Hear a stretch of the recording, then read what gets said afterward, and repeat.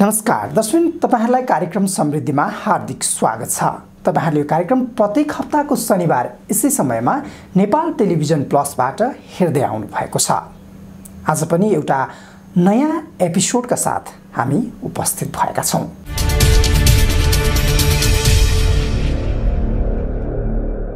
दर्शक, नेपालले अति कम विकसित राष्ट्रबाट माथि उक्लने अवसर अहिले पाएको छ। यो सँगै नेपालको विकासका कुराहरूलाई लिएर छलफलका विषयहरू पछिल्लो समयमा बढ्न थालेका छन्। आज पनि हामीले नेपालको समृद्धिको यात्रालाई केन्द्रमा राखेर एक विशेष कुराकानी गर्दैछौँ। हामीसँग कुराकानी गर्नको लागि नेपालको प्राकृतिक स्रोत साधन र त्यसको परिचालनको विषयमा विज्ञता हासिल गर्नुभएका, लामो समयदेखि यसै क्षेत्रमा लाग्नुभएका विज्ञ डाक्टर भरत पोखरेल हुनुहुन्छ। उहाँसँगको कुराकानी आज हामीले प्रस्तुत गर्दैछौँ। विभिन्न विकास साझेदार सङ्घ संस्थाहरूमा समेत नेतृत्वदायी भूमिका निर्वाह गरिसक्नुभएका डाक्टर पोखरेलसँग सर्लाहीको हरियोनमा बसेर नेपालको विकास र समृद्धिको यात्राको सिरोफिरोमा रहेर आज हामीले कुराकानी गर्दैछौँ। सोही कुराकानी अबको प्रस्तुतिमा।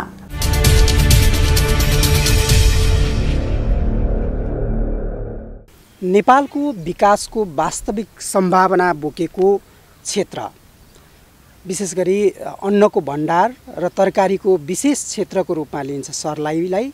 सर्लाहीको हरियोनमा बसेर आज हामी विशेष कुराकानी गर्दैछौँ। नेपालको समृद्धिको यात्रा, नेपालको विकासको क्षेत्रलाई समेटेर आज विशेष कुराकानी गर्दैछौँ। आज कुराकानी गर्नको लागि भरत सर हामीसँग हुनुहुन्छ।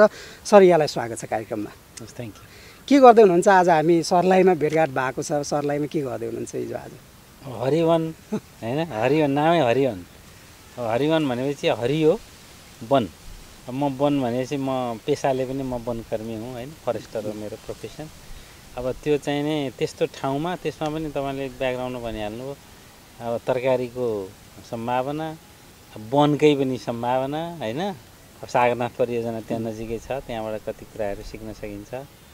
अब र खास गरी यहाँका उन्नत किसानहरू जो चाहिँ उद्यमी किसानहरू छन् यो क्षेत्रमा, उहाँहरूसित यसो बसेर हामी छलफल गर्नको लागि आएको। जुन यहाँहरू यसरी हेरिरहनु भएको छ, किसानहरूलाई भेटिरहनु भएको छ, विभिन्न सेक्टरमा घुमिरहनु भएको होला, कस्तो अनुभूति हुन्छ सर तराईका जिल्लाहरूमा यसरी किसानहरूसँग विशेष गरी घुलमिल गर्दा, उहाँहरूसँग छलफल गर्दाखेरि?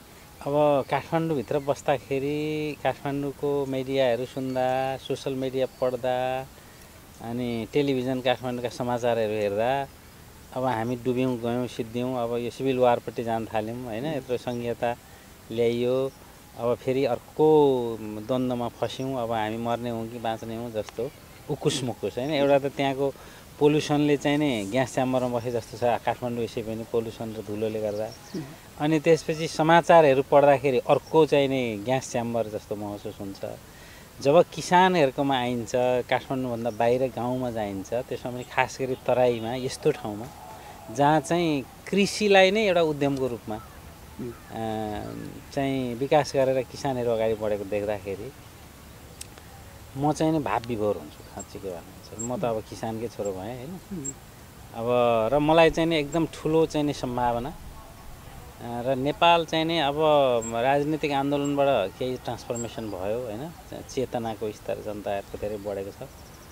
अब त्यसपछि सामाजिक आन्दोलनहरूबाट चाहिँ नि त्यो हाम्रा कुरीतिहरू घट्दो मात्रामा छन् र अब आर्थिक आन्दोलनतिर मुलुक जान्छ र खासमा त्यसमा तराईले चाहिँ नि जहिले पनि यसको चाहिँ नेतृत्व गर्नुपर्ने हो। किनभने उर्वर भूमिको हिसाबले र त्यहाँ जन छ, जङ्गल छ, जल छ, जमिन छ हैन।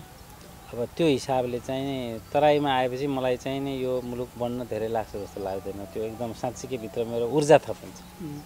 भनेपछि सहर बजारमा चाहिँ उकुस मुकुस भएर बसेका व्यक्तिहरू आफूलाई रिफ्रेस गर्नु छ, आफूलाई मोटिभेटेड गर्नु छ भने गाउँ गए हुन्छ।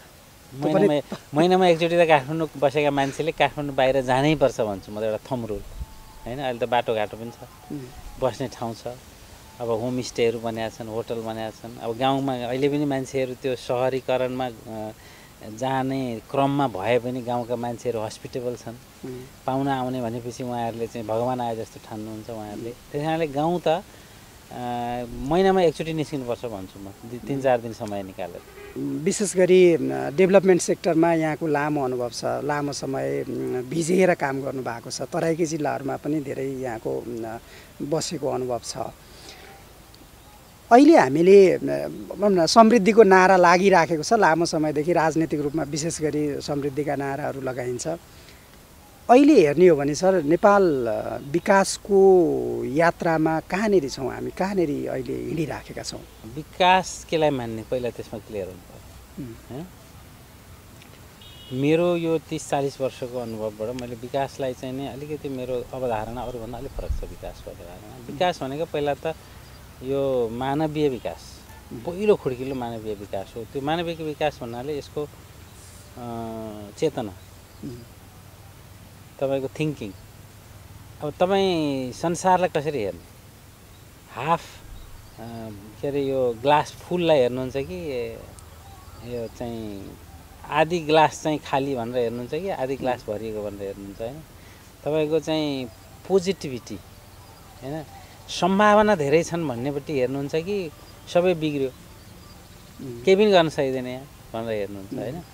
त्यही कारणले पहिलो चाहिँ मानवीय विकास, चेतना र तपाईँको पर्सपेक्टिभ भन्छ, आउटलुक, जीवनकै आउटलुक के होइन? जीवन दर्शनमा कतिपय हाम्रो स्पिरिचुअल लिडरहरूले पनि भन्नुहुन्छ होइन, अध्यात्ममा विश्वास गर्ने लिडरहरूले त्यसमा पनि खास गरी बुद्धत्व प्राप्त गर्ने, बुद्धिस्ट फिलोसफीमा विश्वास गर्ने हाम्रो चाहिँ नि अग्रजहरूले भन्नुहुन्छ कि तिमी पहिला आफू क्लियर हो, तिम्रो आफ्नो मन मस्तिष्क ठिक पार, आहार विहार विचार भन्छ नि होइन? अब विचार महत्त्वपूर्ण छ त्यसमा, आहार विहार पछि आउने भए विचार। अनि अब यो विचारलाई विकासको पहिलो खुड्किलो मान्नुपर्छ जस्तो लाग्छ मलाई। हामी कुन विचारबाट आफू जाने हो भन्ने कुरा। अब त्यो विचार भन्नाले शिक्षा, स्वास्थ्य, रोजगारी आउँछ त्यसपछि, किनभने त्यो मानवीय विकासका महत्त्वपूर्ण सूचक हुन् होइन? शिक्षा, स्वास्थ्य, रोजगारी। अनि दोस्रो विकास हामीले हेर्नुपर्ने भनेको जब मानवीय विकास भइसकेपछि संस्थागत विकास, समाज, नेबरहुड, परिवार होइन? परिवार पनि एउटा संस्था हो नि त होइन? तपाईँ पारिवारिक जुन एउटा विकास छ, कस्तो बन्ने परिवार होइन? अनि त्यसपछि समाज कस्तो बन्ने भन्नाले त्यहाँको कोअपरेटिभ कस्तो बन्ने, त्यहाँको उपभोक्ता समूह कस्तो बन्ने, त्यहाँको गाउँपालिका त्यसपछि कस्तो बन्ने, राज्यको कुरामा आएपछि अब होइन? भनेपछि अब त्यो संस्थागत विकास दोस्रो चरण हो त्यसको विकासको दोस्रो। अनि तेस्रो चाहिँ अब यो विकासको सिक्वेन्समा लानु पर्दाखेरि तेस्रो चरणमा प्रवेश गर्ने भनेको प्राकृतिक स्रोत, प्राकृतिक स्रोतको परिचालनबाट आउने विकास, जुन भनेको जल, 6वटा ज भन्छौँ हाम्रो सूत्रबद्ध रूपमा भन्दा 6वटा ज, जल, जङ्गल, जमिन, जन, मान्छेको पनि विकास चाहियो नि त त्यहाँ होइन? अनि जडीबुटी र जनावर अथवा जीवजन्तु होइन? यो 6वटा जको विकास चाहिँ प्राकृतिक स्रोतको विकास हो, जसमा अब माइनिङ पनि आउँछ जमिन भन्ने बित्तिकै होइन? अनि त्यसपछि वित्तीय विकास, पैसो जम्मा गर्ने कुरा, पुँजी होइन? जसमा ब्याङ्किङ सेक्टरहरू, चाहे फर्मल सेक्टरबाट होस् चाहे इन्फर्मल सेक्टरबाट होस्। र अनि मात्रै के हो भने भौतिक विकास, जुनलाई चाहिँ हामीले बाटो भन्छौँ, बिजुली भन्छौँ, यो अब हाम्रो टेलिफोन भन्छौँ होइन? टेलिकम्युनिकेसनका कुराहरू भन्छौँ। अब यो सबैको एउटा समष्टिगत विकास गर्नको लागि चाहिने भनेको एउटा राज्यको स्वरूप, सरकार र नागरिक बिचको अन्तर्सम्बन्ध। अनि सरकार र नागरिक बिचको अन्तर्सम्बन्धमा हुने अब हाम्रो चाहिँ नि नागरिक जसले भोट दिएर चाहिँ सरकार बनाउनुहुन्छ, त्यो नागरिकको चेतना, कस्तालाई छान्ने नेता होइन? एकदम चाहिँ नि स्पिरिचुअल लिडर टाइपका, एकदम चाहिँ नैतिकवान मान्छेलाई छान्ने कि अब जाली फटाहरूलाई छान्ने, गफाडीहरूलाई छान्ने, षड्यन्त्रकारीलाई छान्ने भन्ने कुरा त त्यो त जनताको चेतनामा भर पर्ने कुरा हो नि त होइन? अनि त्योको समष्टिगत रूप विकास हो। हामीले त्यसो हो भने सरले भन्नुभएको अनुसारलाई हेर्ने हो भने जुन अन्तिममा देखिने विकास चाहिँ हामीले पहिल्यै गर्न खोज्छौँ। एक्ज्याक्टली, एकदम राम्रो प्रश्न गर्नुभयो। अब हामी नेपालीले खासमा विकास र राजनीतिमा काम गर्ने राजनीतिक कर्मी र विकासकर्मीहरूले र खास गरी मिडियाले, किनभने जनतालाई सुसूचित गर्ने जिम्मेवारी र सही सूचना दिने जिम्मेवारी अहिले स्कुल कलेजको भन्दा पनि मिडियाको बढी छ। अब यो सबै हेर्दाखेरि चाहिँ के लाग्छ मलाई भन्दाखेरि भौतिक विकासलाई हामीले विकास मान्यौँ पहिलो कुन एजम्सन्समा भने अरू बाँकी विकास चाहिँ भइसकेका छन् मानवीय विकास पनि भयो संस्थागत विकास पनि भयो प्राकृतिक स्रोतको परिचालन पनि भयो त्यसको विकास पनि भयो वित्तीय र पुँजी पनि को निर्माण भयो अब हामी जानुपर्छ भौतिक संरचनाको निर्माणमा यी चारवटा विकास चाहिँ पञ्चायतले नै गरिदिइसक्यो अथवा बहुदलीय व्यवस्थाको पुनर्स्थापना पछि नै भइसक्यो अथवा राणाहरूले नै पनि गरिदिइसकेका थिए स्कुल खोलेर भन्ने तपाईँले एजम्सन्समा अहिले भौतिक पूर्वाधारमा धेरै पैसा खनाउने काम गरेर अहिले भएका विकासले चाहिँ कहिलेकाहीँ विकास मात्रै नभएर विनाश पनि ल्याएका छन् तर जुन पहिलेका चारवटा चरण विकासका चारवटा चरण मानवीय विकास संस्थागत विकास हैन वित्तीय विकास प्राकृतिक स्रोतको व्यवस्थापन सम्बन्धी विकास बाट चाहिँ भौतिक संरचना गर्नुभएको छ भने चाहिँ त्यो भौतिक संरचना चाहिँ दिगो हुन्छ किनभने भौतिक संरचना बनाउने पनि र त्यसको मेन्टेनेन्स गर्ने पनि संस्थागत विकासमा भर पर्छ वित्तीय चाहिँ तपाईँको पुँजीको निर्माणमा भर पर्छ मान्छेको चेतनामा भर पर्छ पुल बनाइदिनुहुन्छ बाटो बनाइदिनुहुन्छ मेन्टेनेन्स कसले गर्छ हैन भनेपछि हाम्रो अलिकति विकासको सिक्वेन्सिङमा पनि केही गडबड छ हाम्रो सिक्वेन्समा पहिला मानवीय विकास शिक्षा स्वास्थ्य रोजगारीमा जाऊँ अथवा भौतिक विकास गर्ने हो भने पनि रोजगारी त्यसले सिर्जना गर्ने गरी भौतिक विकास गरौँ हैन सडक खन्नु छ भने सडक खन्दाखेरि रोजगारी सिर्जना होस् भन्ने हेतुले सडक खनियो भने त्यो चाहिँ नै मानवीय विकासलाई कन्ट्रिब्युट गर्छ त्यसले अब सडक खन्दाखेरि चाहिँ रोजगारी छोडिदिउँ सडक चाहिँ बन्नु पर्यो भनेर गर्नुहुन्छ भने त्यो विकास दिगो विकास हुँदैन हैन दिगो विकास भन्नाले एउटा त हाम्रो यो भौतिक विकास जुन हुन्छ त्यसको इन्भाइरोमेन्टल हैन इन्भाइरोमेन्टल चाहिँ नि त्यसको कन्सिक्वेन्सेसलाई कसरी मिटिगेट गर्नुहुन्छ र सामाजिक रूपले त्यो कतिको त्यो चाहिँ मान्छेले चाहिँ समाजले त्यसलाई कतिको ग्रहण गर्छ कतिको ओन गर्छ हैन भनेपछि यो तीनटा चाहिँ हामी विकासमा चाहिँ पढ्ने विद्यार्थीले तीनटा सस्टेनेबल डेभलपमेन्ट भन्छौँ त्यसका तीनटा पिलर भन्छौँ हामी हैन त्यसकारणले त्यो तीनटा पिलर मध्ये भौतिक विकास त एउटा पिलर हो जसलाई चाहिँ दिगो बनाउनको लागि चाहिने चाहिँ सामाजिक विकास र हैन इन्भाइरोमेन्टल प्रोटेक्सन हो अब हाम्रो मुलुकमा चाहिँ अलिकति सिक्वेन्सिङमा पनि मिलेको छैन हैन हामीले एजुम के गर्यौँ भने सबै चिज भइसक्यो अब भौतिक संरचना भएपछि हुन्छ भन्ने खालको हो र अर्को दिगो विकासको अवधारणा पनि के भने इन्भाइरोमेन्टल प्रोटेक्सन गर्नेले इन्भाइरोमेन्टको मात्रै कुरा गर्ने हैन भौतिक विकास गर्नेले भौतिक विकासको मात्रै कुरा गर्ने संस्थागत विकास गर्नेले चाहिँ इम्पावरमेन्ट र अब मान्छेलाई चाहिँ अलिकति राइटमा मात्रै राइट बेस्ड एप्रोचको मात्रै राइटको कुरा मात्रै अधिकारको कुरा मात्रै कुरा गर्ने तर अधिकारको कुरा गर्दाखेरि कर्तव्य के हो त्यसमा पनि हामी सूत्रबद्ध ढङ्गले चाहिँ 5R भन्छौँ के यदि अधिकार तपाईँलाई चाहियो भने संविधानमा तपाईँलाई अधिकार सुनिश्चित गर्नु पर्यो भने त्यो आर सँगै अरू चारवटा आर पनि एउटा प्याकेजमा आउनुपर्छ भन्छौँ हाम्रो विकासमा हैन एउटा चाहिँ नि राइट हो भने रेस्पोन्सिबिलिटी लिनु पर्यो तपाईँले हैन तपाईँलाई चाहिँ राइट टु स्पिच बोल्न पाएँ हैन राइट टु डेमोन्स्ट्रेट गर्न पाएँ भने त्यसको रेस्पोन्सिबिलिटी के लिनु पर्यो भने त्यो डेमोन्स्ट्रेसन गर्दा हुने जिम्मेवारी आफूले लिनु पर्यो त्यसमा रिस्क पनि हुन्छ राइट युज गर्दा मान्छे चाहिँ भोलि डेमोन्स्ट्रेसन गर्दा कसैको मान्छे मर्न सक्छ दुर्घटनामा परेर गोली लगाएर मर्न सक्छ त्यहाँ चाहिँ अलिकति व्यवस्थित भएन भने त्यसको रिस्क पनि छ त्यसमा त्यो रिस्कको पनि जिम्मेवारी लिनु पर्यो हैन रोल भूमिकामा क्लियर हुनु पर्यो कसको रोल के हो हैन र नेपालमा अर्को विकासको सबैभन्दा ठुलो समस्या देखेको चाहिँ रोलमा पनि प्रब्लम छ राज्यको जिम्मेवारी राज्यले गर्ने नागरिकको जिम्मेवारी नागरिकले गर्ने निजी क्षेत्रको जिम्मेवारी निजी क्षेत्रलाई दियो भने अनि त्यो चाहिँ नि विकासको एउटा चाहिँ नि अवधारणाले एउटा ब्यालेन्स पाउँछ अब यहाँ त के छ भने पहिला हाम्रो कसरी बिग्रियो पञ्चायत कालदेखि भने राज्यले व्यापार पनि राज्यले गर्ने सरकारले भनौँ राज्यको नेतृत्व सरकारले नेसनल ट्रेनिङ लिमिटेड हेर्नुहोस् आयल निगम हेर्नुहोस् हैन व्यापार पनि नेसनल ट्रेनिङ लिमिटेडमा के हुन्थ्यो रक्सी पनि सरकारले बेच्ने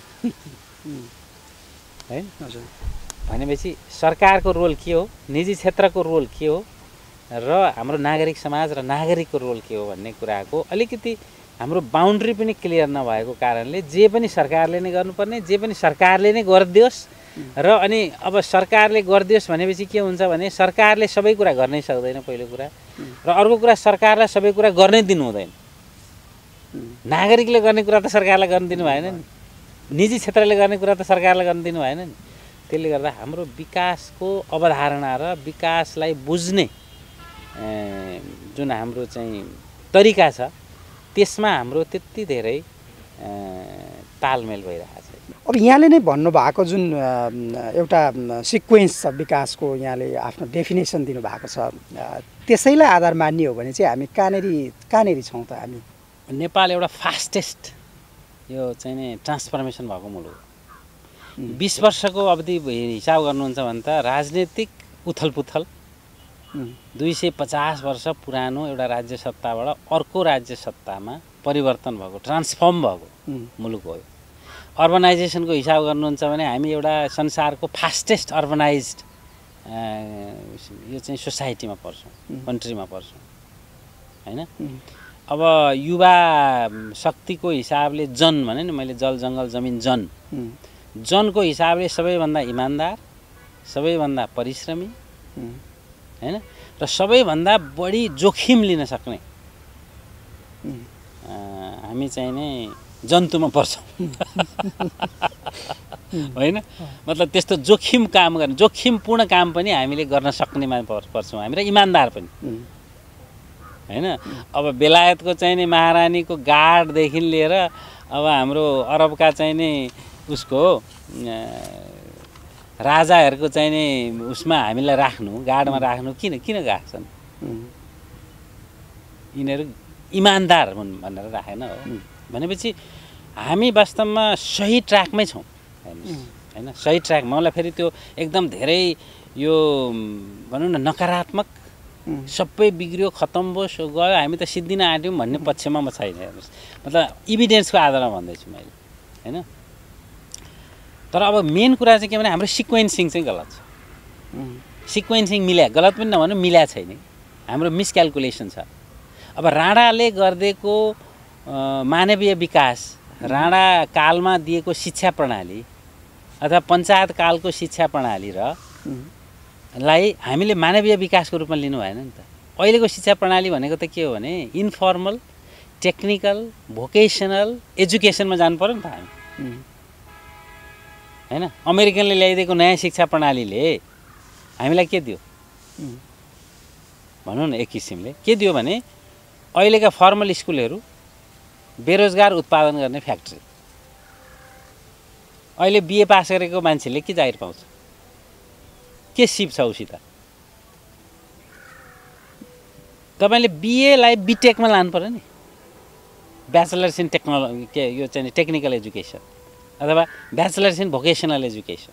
अनि पो मान्छेले सिप सिक्छ, अनि पढेपछि उसले चाहिँ नि रोजगारी आफै सिर्जना गर्छ, आफू पनि जागिर खान्छ, अर्कालाई पनि जागिर खुवाउँछ। त्यस कारणले हाम्रो शिक्षाले के गर्यो भने एउटा त बेरोजगार उत्पादन गरिदियो, अर्को कस्तो गरिदियो भने जागिरे उत्पादन गरिदियो हैन।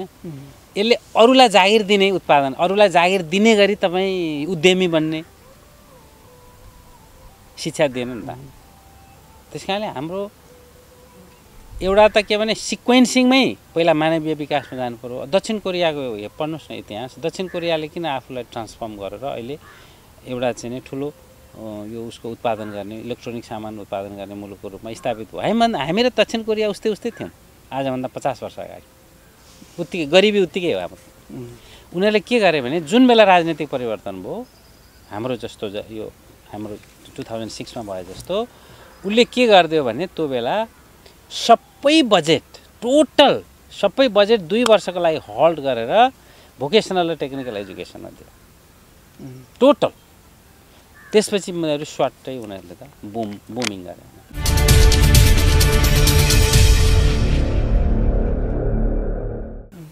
नेपालमा अहिले पनि यो व्यावसायिक प्राविधिक शिक्षा प्रायोरिटीमा परेको छैन हैन सर? मेनिफेस्टोमा त छ हेर्नुहोस्, तर काङ्ग्रेसको मेनिफेस्टो, नेकपाको मेनिफेस्टो हैन, मधेसवादी दलको मेनिफेस्टो पढ्नुभयो भने खेलेका त शक्ति उनीहरू नै भयो नि त हैन।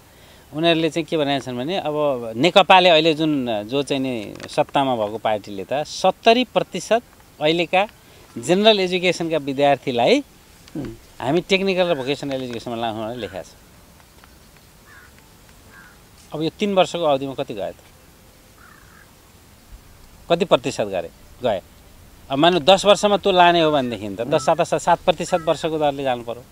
त्यसमा अब हामीले त्यसलाई फलो पनि गरेनौँ होला नि सर, खोज्न नि खोजेन होला। तिमीहरूले भनेका थियौ यो पुग्यो चाहिँ कति, गर्यौ चाहिँ कति भनेर। एक्ज्याक्टली, एकदम राम्रो प्रश्न सोध्नुभयो। सिटिजनको काम के हो त? अब सिटिजनको काम नेतालाई गाली गर्ने मात्रै होइन नि, अथवा नेताको पछि मात्रै लाग्ने होइन नि। सिटिजनको काम के हो भने मेनिफेस्टोमा लेखिएको कुरा तपाईँले पालना गर्नुभयो कि गर्नु भएन, त्यो सोध्ने हो नि त प्रश्न। तपाईँलाई मैले यो मेनिफेस्टोमा लेखेको कुरालाई भोट दिएको हो, मैले भोट दिएको अनुसारको काम तपाईँले यो पर्टिकुलर काम ल, एउटा भोकेसनल एजुकेसनमा मैले यति एउटा अहिलेको जेनरल एजुकेसनका विद्यार्थीलाई मैले 70%लाई 7 वर्षमा लान्छु भनेको थियो भने वर्षको 10% लानु पर्यो। 10 त्यहाँ 3 वर्षमा 10 त्यहाँ 30% मान्छे जेनरल एजुकेसनबाट भोकेसनल एजुकेसनमा लगिएन। त्यो त्यति मान्छे 30% मान्छे लानको लागि कतिवटा पोलिटेक्निक इन्स्टिच्युट खुले, कतिवटा विद्यार्थीको इनरोलमेन्ट चाहिँ जेनरल एजुकेसनभन्दा भोकेसनल एजुकेसनमा भयो भन्ने हिसाब किताब अब हामीले खोज्नुपर्छ पर्दैन। त्यसले गर्दा सिटिजनको जिम्मेवारी भनेको चाहिँ त्यो हो। राज्यको जिम्मेवारी के हो? त्यो प्रश्नको जवाब दिनु पर्यो, तथ्यमा दिनु पर्यो। गोठे जवाफ दिएर हुँदैन, तथ्यमा दिनु पर्यो। मैले यतिवटा पोलिटेक्निक इन्स्टिच्युट खोलेँ, यतिवटालाई मैले यो सिटिबिटी र टिबेट सेक्टरमा लगेँ, यतिवटा जेनरल स्कुललाई, यतिवटा जेनरल स्कुलमा मैले चाहिँ नि यो भोकेसनल एजुकेसन खुलाएँ र यति प्रतिशत विद्यार्थी यो 3 वर्ष 4 वर्षको अवधिमा जेनरल एजुकेसनबाट भोकेसनल एजुकेसनमा गएर सिप पाए। ती सिप पाएका मध्ये यति प्रतिशतले रोजगारी पाए र यति प्रतिशतले यति रोजगारी सिर्जना गरे भन्ने खालको हिसाब राज्यले दिनुपर्छ। र त्यो गर्नको लागि निजी क्षेत्रले लगानी कति बढाए, ब्याङ्कले कति लगानी बढाए, ब्याङ्कले चाहिँ आफ्नो जुन दिनुपर्ने उनीहरूले चाहिँ नि सोसल कर्पोरेट रेस्पोन्सिबिलिटीमा 5% खर्च गर्नुपर्छ भने कति प्रतिशत खर्च गर्नु पर्यो भनेर लेखेको छ नियममा, त्यो कति प्रतिशत खर्च भयो, कुन सेक्टरमा खर्च भयो, त्यो हिसाब किताब चाहिँ खोज्ने काम चाहिँ हामी भोट दिने नागरिकको हो। अवसरहरू नेपालभित्र कम छन् अथवा छैनन् भन्ने त्यो पर्सपेक्टिभ छ होइन। सबैजनालाई यसो हेर्छन्, होइन यहाँ त गर्नै सकिँदैन, के पनि छैन, अवसरै छैन, गरे पनि म यहाँनिर मेरो गुजारा चलाउन सक्दिनँ भन्ने हिसाबले ठुलो सङ्ख्यामा अरबका देशहरूमा होस्, मलेसियामा होस्, अन्य मुलुकहरूमा पनि र पछिल्लो समयमा जो अलिकति पढे लेखेका अलिक युवाहरू युरोप, अस्ट्रेलिया लगायतका देशहरूमा जाँदै हुनुहुन्छ, गइरहनु भएको छ। यो हिसाबले हेर्ने हो भने स्रोत नभएको हो या स्रोत हामीले साधन स्रोतलाई चिन्न सकेनौँ, यहाँनिर देख्नै सकेनौँ कि अथवा देख्न सक्ने नै बनाउन सकेनौँ कि? जल, जङ्गल, जमिन, जन, जीवजन्तु, जडीबुटी, खानी पानी के छैन? नभएको चाहिँ के त सर? तिनलाई हामीले चिनाउनै सकेनौँ अथवा व्यक्तिले त्यसमा अवसर देख्ने वातावरण बनाउन सकेनौँ? नभएको चाहिँ राजनीतिक नेतृत्वको इमान्दारिता, भिजन पनि देखियो छ। उहाँहरूले चाहिँ नि सत्ता परिवर्तन गराउनको लागि जनपरिचालन गर्ने नेतृत्व त्यो खालको क्यापासिटी पनि छ रहेछ। तर जुन त्यसलाई एउटा म देशलाई 10 वर्षभित्र यस्तो बनाउँछु भन्ने जुन एउटा अठोटलाई टुङ्गोमा पुर्याउन नसक्नु, उहाँहरूले दिने एउटा दिशा निर्देश हो, डिरेक्सन हो। अब कसलाई त्यो दिने हो भन्दाखेरि हामीले गर्ने चाहिँ फेरि इकोनोमिक डेभलपमेन्टको लागि निजी क्षेत्र, लगानी गर्ने मान्छे, लगानी गर्ने एजेन्सीलाई वातावरण दिने हो। एउटा उद्यम खोल्नलाई के गर्नुपर्छ भनेर एउटा गाउँमा गएर सोध्नुहोस् त, कति झन्झट छ। म त भन्छु कि त्यस्ता साना उद्योग, माइक्रो इन्टरप्राइजलाई त डिरेगुलेट गर्नुपर्छ। डिरेगुलेट भनेको केही पनि गर्नु नपर्ने, दर्ता पनि गर्नु नपर्ने, तपाईँले ट्याक्सबाट मात्रै कन्ट्रोल गर्नुहोस्। उसको इन्कम ट्याक्स आउँछ, इन्कम कहाँबाट ल्याइस् भन्ने, यहाँबाट ल्याए भन्छ, पैसा लिनुहोस्, ट्याक्स लिनुहोस्, इन्कम ट्याक्स, त्यहीँबाट कन्ट्रोल गर्नुहोस्। माइक्रो इन्टरप्राइजलाई, उद्यम साना उद्योगलाई अब बारीमा डल्ला फोर्न जानलाई स्वीकृति लिनुपर्छ, आँप टिप्न जानलाई स्वीकृति दिनुपर्छ, त्यो साध्य हुन्छ? आँप बेचेपछि कति नाफा लिनुभयो त्यो नाफाको सर्टेन पर्सेन्ट ट्याक्स बुझाउनु न भइगयो। हुन त कति कुरा यहाँले पोइन्ट आउट गरिसक्नु भएको छ। के कुरा चाहिँ अझ हुने हो भने युवाहरूलाई आफ्नो काम गर्न, आफ्नो खेतमा काम गर्न, आफ्नो घरमा बसेर काम गर्नलाई चाहिँ मोटिभेट गर्न सकिन्छ। अब अहिलेको युवा के चाहन्छ, म मेरो छोरीहरूलाई हेर्छु जो चाहिँ अहिले 26 वर्षको र 22 वर्षको छ। उनीहरूले के चाहन्छ, उनीहरू भनेको डिजिटाइज्ड हैन, इलेक्ट्रोनिक संसारसित जीवन चलाउने, जीवनको एउटा अभिन्न अङ्ग मान्ने शक्ति हो युवाहरूको हैन। अब हामीले त्यो भनेको के हो त भन्दाखेरि हामीले यस्तो खालको वातावरण दिनु पर्यो उनीहरूलाई जुन ट्रेडिसनल्ली अब तँ पढिनस् भने तँलाई चाहिँ हलो जोत्ने बर हलास भनेर भनिन्छ नि, तँ पढिनस् भने हलो जोत्ने हलास। अब अहिले चाहिँ पढेर हलो जोत्ने भएस, हलो भनेको त कृषि हो नि त, ट्रान्सफर्मेसन ल्याउनु पर्ने हैन। भनेपछि कृषिप्रतिको माया, कृषक हुनु भनेको एउटा गौरव, कृषक हुनु भनेको म गोठालो हुने भए हीनता बोध हुने जुन एउटा मानसिकताको लाई परिवर्तन गरेर अहिलेको युवालाई कृषक, कृषि उद्यमी, कृषि इन्जिनियर, कृषि सम्बन्धी सेवादाता, कृषि विज्ञ, कृषक हुनु भनेको एउटा गौरवको विषय कसरी हुन्छ भन्ने शिक्षा चाहियो हामीलाई। त्यो भनेको के भने अहिलेको डिजिटलाइजेसन, अहिलेको मेकानाइजेसन, अहिलेको इलेक्ट्रोनिक हिसाबले जाने हैन, त्यो खालको मोडर्नाइजेसन, मार्केटसितको चाहिँ इन्टरफेस हैन, बजारमा लगेर बिक्री गर्ने सब्सिस्टेन्स त छँदैछ। तपाईँले आफूलाई अब डेली खाने अर्ग्यानिक चाहिँ चिज, फ्रेस चिज खाने कुरा त हाम्रो नेपाली समाजको एउटा चाहिँ त्यो त महत्त्वपूर्ण चिजै भयो, हाम्रो नेपालको पहिचानै भयो। तर त्यो उब्रेको चिज लगेर बजारमा बिक्री गर्ने तपाईँ व्यापारी, व्यापारी भनेपछि इज्जत छ नि त। म व्यापारी हुँ भनेपछि इज्जत छ, म कृषक हुँ भनेपछि इज्जत छैन। हेर्नुहोस् त विडम्बना। जसले उत्पादन गर्छ उसको इज्जत, जसले उत्पादन गर्छ त्यसको चाहिँ नि इज्जत छैन। जसले उत्पादनलाई सर्टेन नाफा लिएर उसले सेवा दिन्छ, व्यापारी हुन्छ, उसको चाहिँ इज्जत छ। भनेपछि कृषकलाई त्यो व्यापारी जत्तिकै इज्जत दिन सक्ने कसरी बनाउने, त्यो कसरी बनाउने भन्दाखेरि हामी अहिले अब अलिकति डिजिटाइज्ड सिस्टम हैन, बजार पनि अब अनलाइनबाट गर्ने जमाना आएन। अनलाइनबाटै तपाईँ घरमा आइपुग्छ सामान। अहिलेको परिस्थितिले त झन् त्यसलाई फ्रेन्डली अब अहिलेको परिस्थितिले त झन् हामीलाई कति राम्रो बनाइदियो, धन्यवाद छ कोभिडलाई हैन। हामी चाहिँ नि पुरा टेक्नोलोजी स्याभी भयौँ, सबै घरमा बसेर अफिस चलाउन सक्ने भयौँ हैन।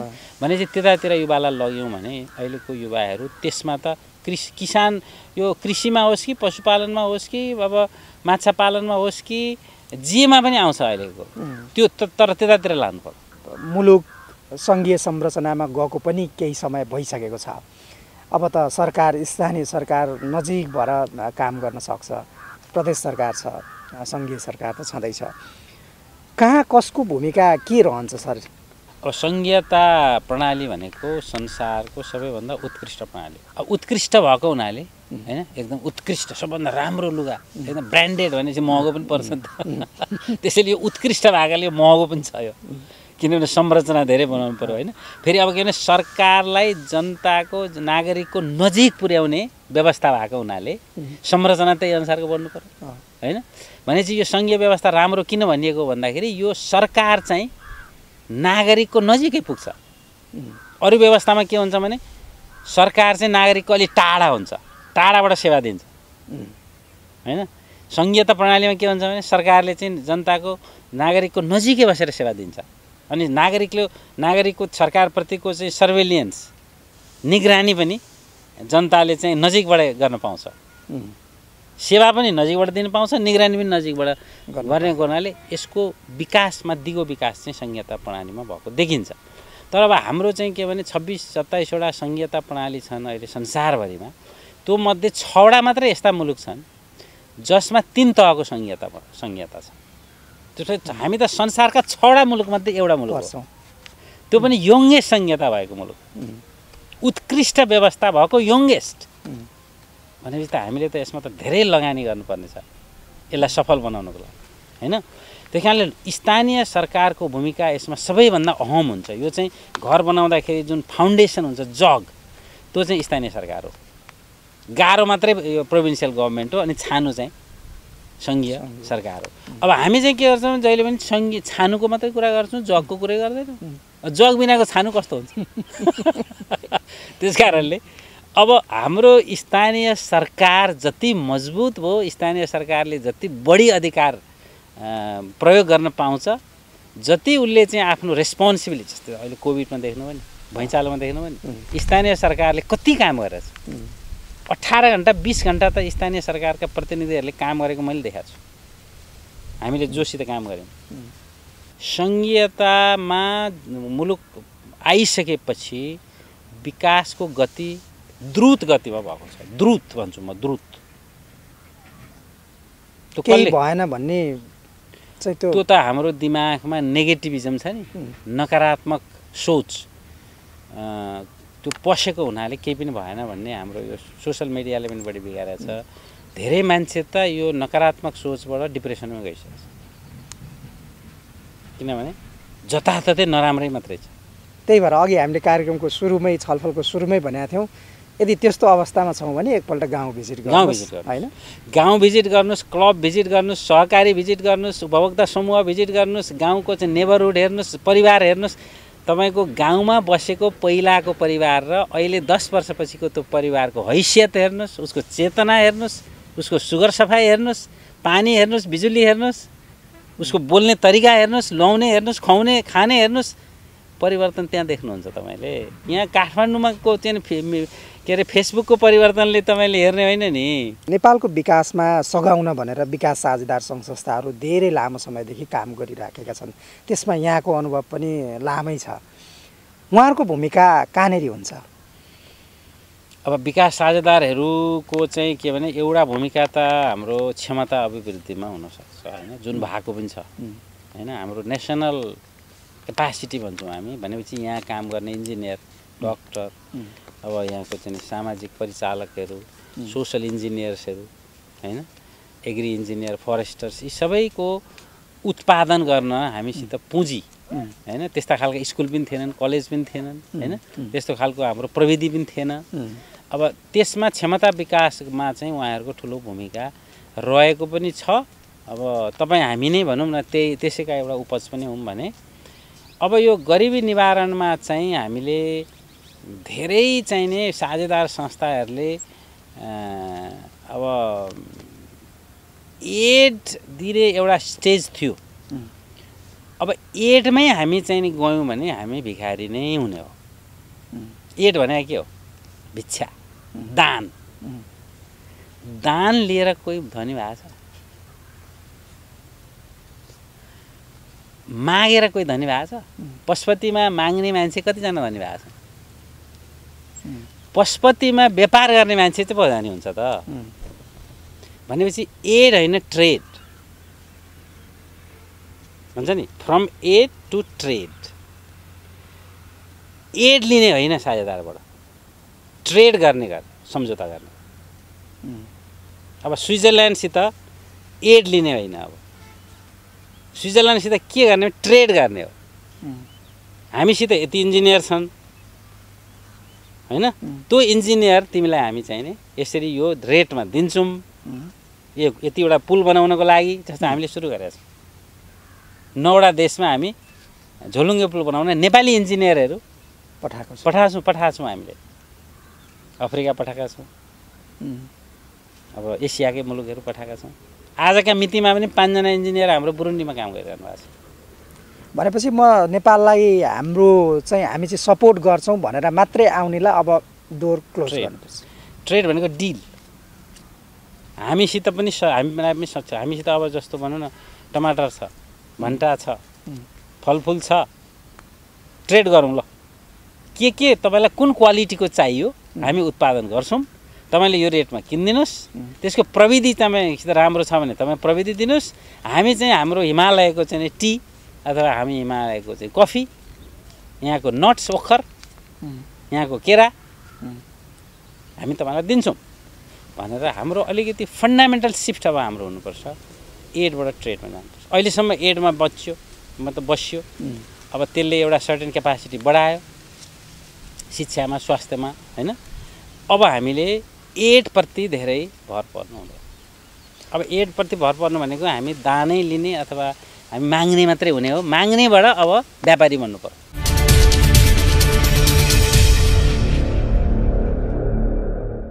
दर्शक यो कुराकानीसँगै आजको कार्यक्रमको निर्धारित समय सकिएको छ। यहाँहरूलाई हाम्रो कार्यक्रम कस्तो लाग्दैछ कृपया यहाँहरूको कुनै सल्लाह सुझाव छ भने पठाउन नबिर्सिनुहोला। त्यसको लागि हाम्रो इमेल ठेगाना रहेको छ mediamission.news@gmail.com। हस् त आजको कार्यक्रमबाट मसँगै मेरो सम्पूर्ण कार्यक्रम युनिटलाई बिदा दिनुहोस्। नमस्कार।